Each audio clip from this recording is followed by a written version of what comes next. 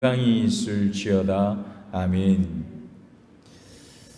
제가 요새 성경 읽다가 자꾸만 엉뚱하게 읽는 게 꼭 하나씩 또 생겨납니다. 죄송합니다. 제 눈에는 신실한을 그렇게 많이 읽었는데 진실한으로 갑자기 보여서 죄송합니다. 제가 오늘 설교 제목을 사랑의 입맞춤이라 그렇게 정했는데, 그래서 시작할 때 무슨 얘기를 좀 하면 좋을까 해서 한번 입맞춤을 찾아봤어요. 뭐 특별한 게 없더라고요. 남자고 여자가 이렇게 북한말로 주둥이 박치기 하는 거, 사랑, 그게 입맞춤 뭐 그렇게 나오는데, 동물의 왕국을 보면요, 짐승들도 이 입맞춤을 합니다. 어떻게 하냐면 새들이요 입을 희한하게 맞춥니다. 이 부리를 가지고 막 부딪혀요. 그 다음에 또 그렇게 입맞춤하는 짐승이 있는데, 펭귄 아시죠? 북극에 있는 거, 또 남극에도 있나요? 펭귄들이 입맞춤을 이렇게 막 합니다. 이게 우리는 그냥 이렇게 하는데 걔들은 그게 아니고 막 입을 막 부딪혀요. 그렇게 인사를 하더라고요. 그 다음에 짐승들은 사실은 다른 짐승들이 입맞춤을 거의 하지 않는데, 고양이과 짐승들을 보면 호랑이, 사자, 그 다음 뭐 퓨마, 뭐 표범, 다마쟁 그런 것들도 입맞춤을 하기는 하는데요, 걔들은 입맞춤을 주로 혓바닥으로 핥아주고 이 깨무는 걸로 입맞춤을 합니다. 특히 새끼들한테, 부모가 새끼들에게 입맞춤할 때는 혓바닥으로요 엄청 핥아줍니다. 우리가 볼 때는 우리 감정대로 그걸 보면, 야, 어미가 새끼를 엄청 사랑하는구나, 혹은 순놈이 안놈을 엄청 사랑하는구나, 그렇게 생각되지만 사실은 걔들은 사랑해서 그렇게 하는 게 아니라 자기 채취를 요건 내 거다 하는 자기 영역 표시 중에 하나라고 그래요. 온 데 다니면서 이렇게 자기 배설물을 가지고 영역 표시하듯이 자기 거에는 자기 그 타액을 통해서 내 거라는 표시를 그렇게 해준다고 합니다. 물론 이제 또 다른 이유도 있겠지만요. 성경을 찾아보면 성경에도 입맞춤에 대한 얘기들이 많이 나옵니다. 구약 성경에는 보면 창세기 29장에 보면요, 라반이 야곱을 처음 만날 때 아주 반가워하면서 입맞춤하는 장면이 나옵니다. 인사죠. 애정 표현을 하는 인사. 그 다음에 또 입맞춤을 언제 하는가 하면 사무엘하 14장에 보면 다윗이요, 자기 아들 압살롬이 형을 죽였잖아요. 그리고 도망갔다가 오거든요. 얼굴을 3년을 제대로 안 봤습니다. 근데 그 온 압살롬에게 용서하고 화해하는 입맞춤을 하는 것을 보게 됩니다. 그 다음에 또 출애굽기 18장에 보면 이 존경의 표시로 입맞춤을 하는 장면이 나옵니다. 누가 하는 건가? 모세가 자기 장인 이드로가 광야에 있는 자기들을 찾아왔을 때 그 이드로를 향해서 무릎 꿇었다가 일어서면서 입맞추는 장면이 나옵니다. 존경을 표시하는 입맞춤이라고 그럽니다. 신약 성경에 보면 입맞춤 하는 장면이 한 군데 나옵니다. 어디에 나올까요? 복음서에 보면 예수님께서요 팔리실 때에 유다가 예수님을 팔면서 예수님에게 입맞춤을 합니다. 그건 사실은 존경을 가장한, 제자가 선생님한테 하는 존경을 가장한 선생님을 파는 장면이죠. 잡으러 온 사람들한테 이 사람이 예수다 알려주는 장면입니다. 고대 페르시아 길에서 페르시아인 두 명이 서로 만나잖아요. 그러면 그 두 사람이 말을 안 하고, 원래는 우리 만나면 어떻게 합니까? 아이고 안녕하세요, 식사하셨습니까? 우리 이렇게 인사하는데, 고대 페르시아인들은 아는 사람이 서로 만났을 때 신분이 같으면 서로 입을 맞춘다고 그럽니다. 그러니까 남자 여자 뭐 이런 거 상관없이 입을 맞춰서 인사를 합니다. 근데 길에서 만났는데 한 사람이 다른 사람의 뺨에다 뽀뽀를 하면요, 그건 신분이 조금, 이제 차이가 조금 나는 겁니다. 조금 낮은 사람이 높은 사람한테 그렇게 인사를 한답니다. 그 다음에 신분 차이가 많이 나요. 고대 페르시아인들은 한 사람은 고위 관료고 한 사람은 아주 하급 관료다. 그렇게 되면 땅에 엎드려서 절을 하는 것으로 인사를 한다고 합니다. 요약해 보면 입맞춤한다, 이것은 지휘 고하를 막론하고 첫 번째 환영한다라는 얘기입니다. 두 번째는 위로하고 격려하고 존경한다는 표현이 그 입맞춤 속에 들어 있습니다. 오늘 본문의 베드로는 형제와 자매로서 함께 복음을 위해서 수고하는 동력자로서 서로에게 사랑의 입맞춤을 하라 그렇게 권면을 합니다. 오늘 본문 12절을 다시 한 번 더 보겠습니다. 12절 함께 읽습니다. 내가 신실한 형제로 아는 실루아노로 말미암아 너희에게 간단히 써서 권하고 이것이 하나님의 참된 은혜임을 증언하노니 너희는 이 은혜에 굳게 서라. 베드로가 지금 편지를 썼잖아요. 이제 거의 마지막에 다 왔는데 이 편지를 마무리하면서 자신의 편지에다가 신뢰를 더해줄 수 있는 사람 두 사람의 이름을 소개합니다. 첫 번째가 실루아노입니다. 실루아노는 바울 서신에 3번 등장합니다. 고린도 후서에, 데살로니가 전서에, 데살로니가 후서에서 각각 한 번씩 사도 바울이 나와 함께 한 사람을 얘기할 때에 디모데와 함께 계속 등장을 합니다. 그 다음에 오늘 본문 베드로전서 이게 5장 1절에서 바울이 한 얘기가 아니라 베드로가 실루아노라고 하는 사람 이름을 얘기하죠. 근데 사도행전에 가면 똑같은 사람인데 다르게 부릅니다. 뭐라고 부를까요? 실라라고 부릅니다. 사도행전 15장 이후에 보면 이 실라가 여러 번 등장하는데 13번을 등장합니다. 이 실라는 어떤 사람입니까? 바울이 마가 요한이라고 하는 사람 때문에 전도 여행이 잘못됐을 때 바나바하고 서로 헤어지게 됩니다. 왜? 마가가 첫 1차 전도 여행 때 바울과 바나바를 따라서 전도 여행을 시작을 했어요. 근데 구브로에 가자마자 뭐가 잘못됐는지 나는 더 못 가겠습니다 하고 전도 여행을 포기하고 돌아와 버립니다. 바울은 그때 화가 많이 났습니다. 그래서 2차 전도 여행을 또 가야 되는데 그때는 바나바가 마가도 데리고 갑시다 했더니만 난리가 났습니다. 아니 그런 인간을 내가 어떻게 데리고 간다. 난 절대 못 데리고 간다. 아마 지금 제가 한 거에 몇 배를 더 했던 것 같아요. 난리가 나서 바나바하고 바울이 아예 갈라졌습니다. 그때 갈라지면서 바울은 누구를 데리고 갑니까? 지금 나오는 실루아노, 신라를 데리고 전도 여행을 떠납니다. 그리고 마가 요한은요 바나바의 생질이었거든요. 그래서 바나바가 그 마가를 데리고 전도 여행을 떠나게 됩니다.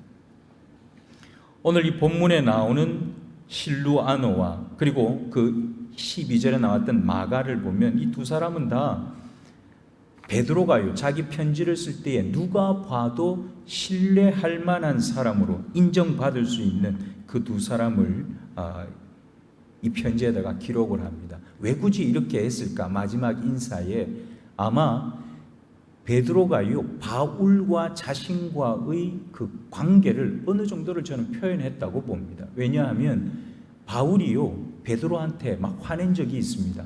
언제 화냈을까요? 갈라디아서를 보면 2장에 보면요 베드로가 안디옥에 있을 때에 다른 데서 자기 혼자 안디옥에 있을 때는 이방인들과 앉아서 밥도 잘 먹고 차도 마시고 얘기도 잘하고 잘해놓고는 예루살렘에서 누가 온다 그러니까 그 사람들하고 나는 아무 관계 없는 것처럼 갑자기 그렇게 막 행동을 했어요. 그래서 바울이 그걸 보고 야, 네 그렇게 하면 되냐? 예수님이 그렇게 가르쳤냐? 막 화를 냈습니다. 그때도.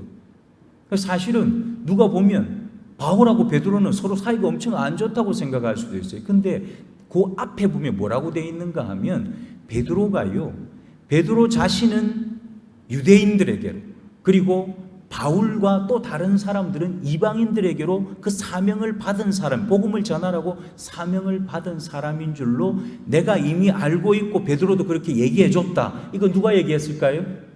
베드로가 한 얘기가 아니라 바울이 그렇게 얘기합니다. 물론 바울이 자기 스스로 한 얘기이기 때문에 신빙성이 조금은 떨어질지도 모릅니다. 근데 바울이 거짓말 했겠습니까? 저는 거짓말 했다고 생각하지 않습니다. 분명히 그런 어떤 얘기들이 있었고 관계가 있었을 거라는 거죠. 그래서 바울과 베드로의 관계가 서로 합의된 동반자적 관계였다고 하는 것을 잘 보여주는 대목이 이 사람들의 이름이라고 봅니다. 오늘 본문 그 다음 13절을 보니까 이렇게 또 얘기를 합니다. 13절 한 번 더 보겠습니다. 13절 함께 읽습니다. 택하심을 함께 받은 바벨론에 있는 교회가 너희에게 문안하고 내 아들 마가도 그러하느니라. 아멘. 두 번째 이름이 이제 마가가 등장을 하죠. 이미 앞에서 제가 조금 얘기를 했습니다만은 오늘 본문에 보면 13절을 시작할 때에 택하심을 함께 받은 바벨론에 있는 교회 그렇게 얘기하죠. 그래서 바벨론에도 전도가 돼서 교회가 있나 보다라고 생각하실 수도 있지만 여기에서 말하는 바벨론은 그 바벨론이 아니라 상징적이고 비유적인 의미의 바벨론을 의미합니다. 이 시대에 바벨론은 어디를 의미할까요? 우리 계시록에서도 바벨론이 나오는데 그때는 어디를 얘기한다고 했습니까? 로마를 얘기합니다. 로마의 황제가 계시록에 나오는 사단의 괴수라고 보고, 그리고 그게 나오는 바벨론에 대한 얘기들이 사실은 로마에 대한 얘기입니다. 이미 로마에는 디아스포라 유대인들이 상당히 많이 살고 있었고요. 그 시대에 이게 로마 전체 인구를 한 100만을 보더라고요. 엄청나죠. 100만이면. 지금도 100만이면 큰 도시인데 그 당시는 완전히 초거대 도시라고 볼 수 있습니다. 그런데 그 100만 명 사는 중에 유대인들은 얼마나 살았을까요? 한 5만 명 정도 살았을 거라고 봅니다. 한 5%밖에 안 되지만 5만 명이면 굉장히 많은 숫자거든요. 근데 처음에는 유대인으로서 기독교인이 된 사람들이 더 많았습니다. 왜냐하면 로마에서는 회당에서 모임을 했기 때문에 그 회당 모임은 처음에 기독교인으로서의 모임이 아니고 유대교인들로서의 모임이었을 겁니다. 전도되어서 그 회당이 기독교인들이 모일 수 있는 곳으로 바뀌기까지는 시간도 걸렸을 거고, 처음에는 유대인으로서 기독교인이 된 사람이 많았겠지만 나중에는요 이방인으로서 기독교인이 된 사람들이 더 많아진 곳이 이 로마라고 하는 곳입니다. 베드로가 이 마가를 보고 뭐라고 부르는가 하면 본문에 보면 내 아들이라고 부릅니다. 성경에서 아들이라는 표현 사실은 자주 나옵니다. 어른이 자기가 아주 아끼는 사람을 부를 때 아들아, 구약 성경에도 그런 장면이 많이 나오죠. 그러니까 베드로가 마가 요한을 그만큼 아꼈다라는 얘기입니다. 아까 앞에서 제가 말씀드린 것처럼 베드로가요 마가 요한을 바울로부터 버림받았지만 이 마가 요한이 나중에 보면 바울에게 다시 인정을 받습니다. 바울이 처음에 선교를 시작할 때만 해도 조금 이 성화가 덜 됐어요. 원래 가지고 있던 성질 그대로 가지고 선교를 시작했지만 1차 선교 여행을 끝내고 2차 선교 여행을 또 갔다 오고 고생하면서 3차 여행까지 끝내면서 그 사이에 이 바울 자신도 계속해서 변화를 경험하는 겁니다. 과연 어떻게 하는 게 진짜 복음을 제대로 전하는 걸까? 나하고 생각이 다르고 내 기준에 안 맞다고 해서 다 그냥 버려버리고 내 기준에 맞는 사람하고만 이게 과연 하나님이 나한테 요구하시는 복음일까? 바울은 끊임없이 그런 고민을 했을 겁니다. 그래서 골로새서나 디모데후서나 빌레몬서에 보면 바울이요 이 실루아노를 보고 칭찬을 합니다. 내 동력자라고 얘기하고 나한테 유익하다고 하고 걔를 꼭 데리고 와라고 안밀히 부탁까지 하는 장면들이 등장을 합니다. 다시 얘기하면 바울과 관계된 모든 사람들은 베드로하고도 관계되어서 함께 선교 사역을 하는 모습을 보여주고 있다는 얘기입니다. 이 마가가요 쓴 예수님에 관한 기사가 나중에는 복음서 가운데 가장 먼저 기록됐다고 생각되는 어떤 복음서일까요? 마가복음을 기록한 사람이 이 바로 마가 요한입니다. 절대로 너는 내 선교에 같이 못해 잘라버렸는데 그 잘라낸 사람이요 나중에 마가복음을 기록하는 주인공이 되는 겁니다. 바울이 자기 선교 여행을 하는 동안에 안 바뀔 수 있었겠습니까? 바뀌는 겁니다. 바울도 바뀌고 마가 요한도 바뀌고 하나님께서 어떤 상황이든지 하나님이 선택하고 하나님이 부른 사람들을 하나님의 계획과 목적에 맞도록 다 훈련하고 다듬고 그렇게 하나님의 백성으로 세워 가신다는 겁니다. 그래서 이 베드로가요 사랑의 입맞춤으로 무난하라라고 얘기하는 이 장면이 그래서 힘이 더 있는 겁니다. 왜요? 아까 처음 말씀드렸잖아요. 바울하고 베드로도 이거 바울 베드로 약간 사이 안 좋아 보이는데, 그런데 사이 좋아졌다라는 대목이 중간에 나옵니까? 안 나옵니까? 나중에 성경 가서 다 찾아보십시오. 안 나옵니다. 싸움했다는 얘기는 나오지만 사이좋게 나중에 잘 지냈습니다 얘기가 안 나와요. 근데 여러 가지로 추정을 해보는 겁니다. 바울과 함께 했던 사람들이 지금 다 누구와 함께 사역을 하고 있습니까? 베드로하고 함께 사역을 하고 있고 베드로를 돕고 있는 겁니다. 그 말은 그 이전에도 이미 바울과 베드로 사이에는 이미 협의된 그런 관계, 옛날에 싸움했던 거, 야 우리 그런 거 가지고 더 이상 뭐 왈가왈부 하지 말자, 니는 거기서 나는 여기서 우리 최선을 다해서 복음 전하자, 그렇게 서로를 위해서 기도해 주는 사이로 서로의 신학과 신앙을 인정해주고 서로 도와주고 밀어주고 끌어주는 사이로 그렇게 살았다라는 얘기를 방증하는 거라는 겁니다.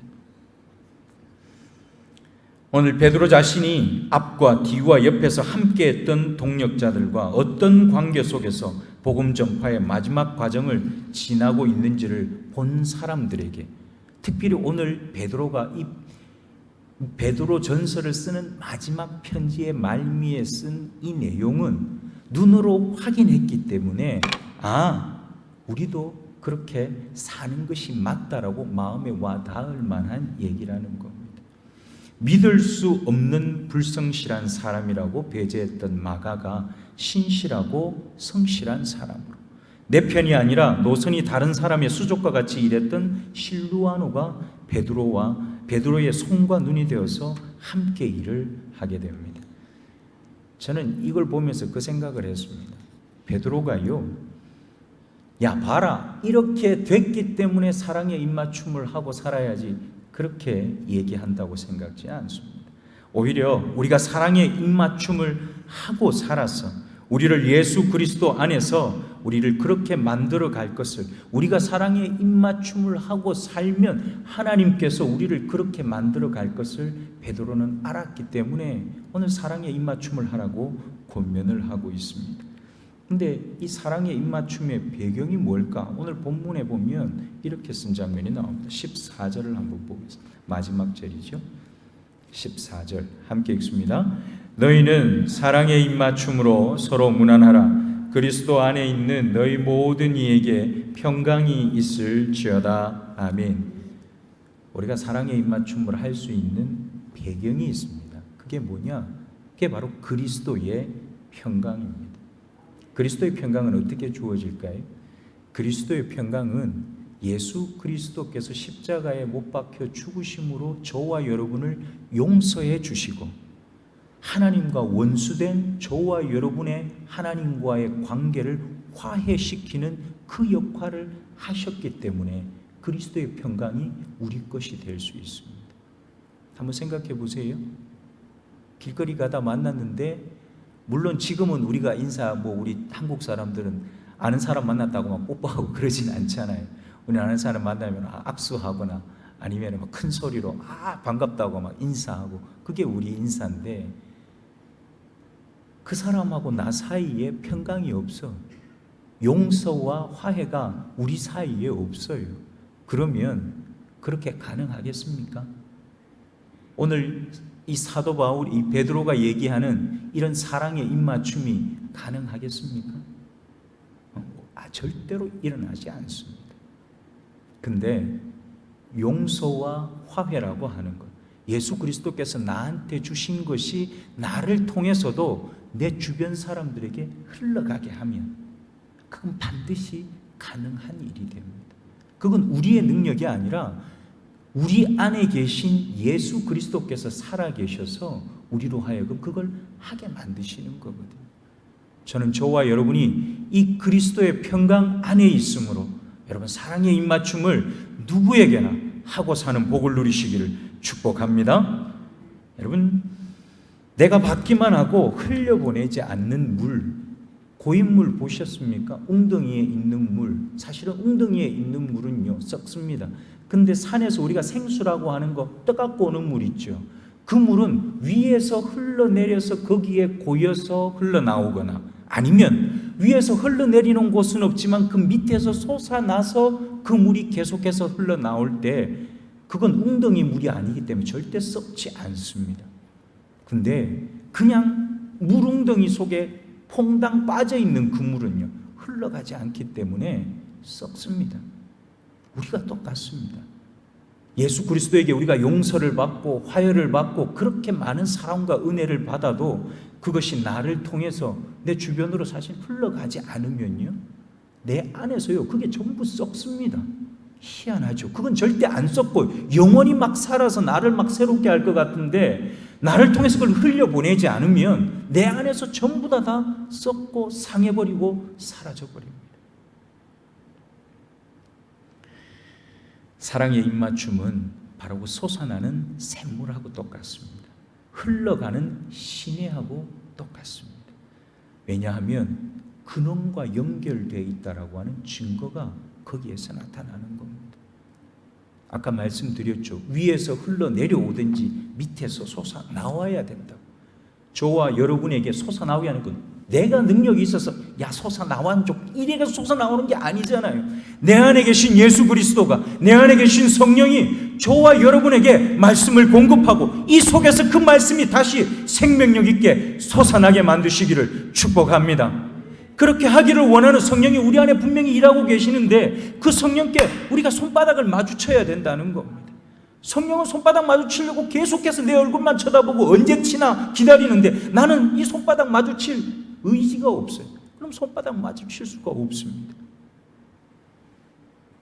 사랑하는 생초교회 성도 여러분, 서로를 위로하고 격려하고 존경하는 이 사랑의 입맞춤을 흘려보내고 사시기를 축복합니다. 그 시작은 예수님께서 십자가에서 우리를 용서하시고 화해의 제물이 되심으로 그리스도의 평강을 선물로 주신 것에서부터 시작합니다. 우리도 주님께로부터 받은 평강을 서로에게 흘려보내고 세상 가운데로 흘러넘치게 하시는 복의 주인공들로 사시기를 축복합니다. 2022년이 이제 3일 남았습니다. 이 3일 사랑의 입맞춤으로 잘 마무리하시고 2023년 새날을 맞으시는 저와 여러분이 되기를 축복합니다. 기도하겠습니다. 사랑의 하나님, 감사합니다. 하나님께서 우리에게 허락해 주신 2022년 그 많았던 수요 기도회의 오늘 마지막 시간을 하나님 앞에 올려드립니다. 하나님, 우리가 하나님 앞에 했던 기도의 제목들, 하나님 저 좀 어떻게 해주세요. 하나님 앞에 간절하게 기도하고 원했던 일들, 하나님께서는 그 일을 하기 위해서 백방으로 수고하시고 나보다 더 애쓰시며 분명히 뭔가 하셨을 텐데, 우리가 그 하나님을 발견하지 못해서, 그 하나님을 보지 못해서 하나님 손바닥 마주치지 못한 것은 아닌가, 우리 스스로를 돌아보고 나를 기다리시는 하나님 앞에서 함께 손바닥을 마주치며 사랑의 입맞춤으로 이미 내게 수도 없이 그 사랑의 입맞춤을 전해주신 예수 그리스도로 인해서 나도 그걸 전해주고 주는 사람으로, 전해주고 사는 사람으로 이 땅을 살도록 우리 모두를 축복하여 주시옵소서. 거룩하신 예수님 이름으로 기도하옵나이다. 아멘.